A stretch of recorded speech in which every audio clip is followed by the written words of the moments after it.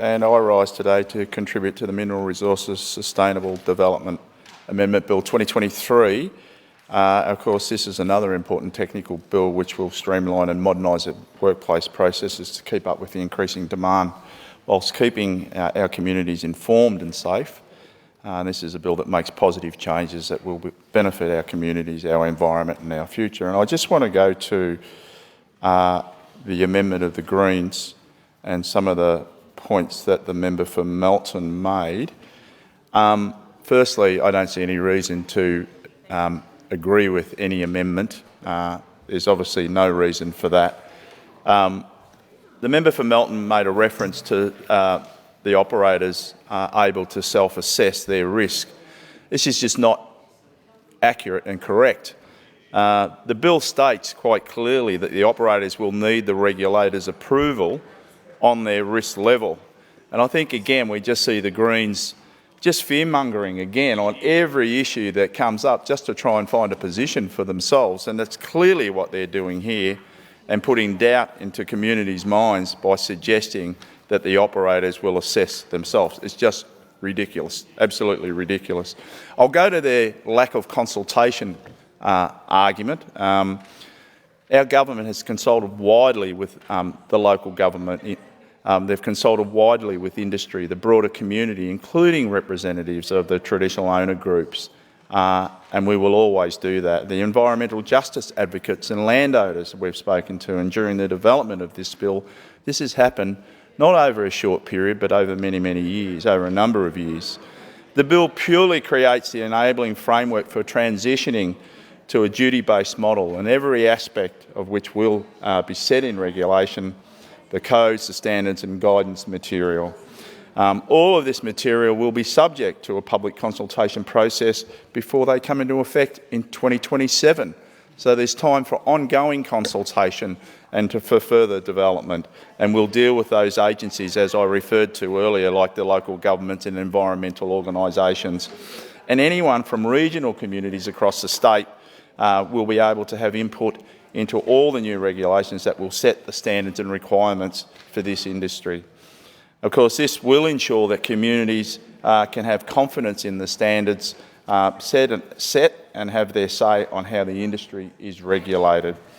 So the introduction of the standard statutory duty and further subordinate instruments like the codes of compliance and standards not only improve the regulatory consistency between sites, but provides clear visibility to the community of the compliance obligations that the industry must meet. So again, I'll come back to what the Greens' comments were, and again, they need to stop fear-mongering as they've done during the course of this week, and they've just done it again with this particular bill by putting forward their amendments and making their comments. And this bill drives transparency, it drives better standards, and it provides a stronger role for communities in this process. So we can strike a balance between responsible resource development and the stewardship of our natural environment, and we can have both a thriving mining and quarrying industry while protecting our natural treasures for generations to come. And certainly in my electorate of Melton, we're seeing massive growth of housing and construction everywhere, and it's been spoken about quite a bit this week, and there's plenty to do in Melton, and we are getting on and doing it, I can tell you. And the projections of the population in my electorate are going to, we're around 200,000 at the moment. We'll get to 250,000 by 2030, 450,000 by 2050. And I'll speak a little bit later about some of the things that are happening in Melton to try and cope with that growth. And of course, next year, we commence the build of the new Melton Hospital. We also commence the build of the new Melton TAFE. We're also removing 4-level crossings. And on top of that, we're putting in a brand new train station at Melton. So, so we're preparing ourselves for things into the future, and don't believe stories in the paper about Melton Railway and Melton Railway line. But not only that, to cap that off, we're also building another primary school at Weir Views next year for the opening of the 2025 school year. So, of course, in Melton, we need plenty of mineral resources to be able to build the infrastructure that we're building, and we'll need it for many years to come because, as I say, when we get to a population of 450,000 by 2050, there's a lot of resources that are going to go into the infrastructure build there. Of course, this bill is all about preserving public safety, protecting the environment and ensuring the integrity of our infrastructure, our land and our property. And by modernising and strengthening the way we handle the risks and making sure we're up to date with the latest technologies and best practices. And that's what we're doing through this bill. Of course, it is about safety and being reinvented, and it takes a fresh approach to safety in mining and quarrying operations. And we are in the 21st century, and there's great technology that's involved in these operations. And instead of just following a specific work plan, operators will have primary duty to eliminate or minimise any risks that they may have as much as possible. And of course, this means putting safety first, finding innovative ways to keep everyone safe while we dig for valuable resources. Of course, time's important in every industry, but in particular in this industry, and as I've said, this is about the growth across the state and keeping up with that growth and having the materials to be able to build the things that we need to do and to provide all the commodities that we require for our modern day communities nowadays. So it gives great strength to the establishment of risk-based framework that gives us clear understanding of what's happening, and of course the confidence that decisions are consistent, transparent and they're fair. Of course, Melton is a very unique electorate in many ways, and I'd like to take this opportunity to tell you about the Melton's natural landscapes. We're located on the Victorian volcanic plain, one of only 15 biodiversity hotspots in Australia.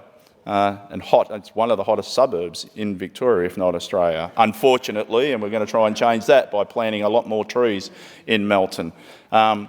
Certainly, the grasslands are a significant area for Aboriginal peoples, which has been dramatically transformed over the past 150 years. And of course, the impacts of agriculture, grazing and urban development are evident as you drive across the Melton landscape.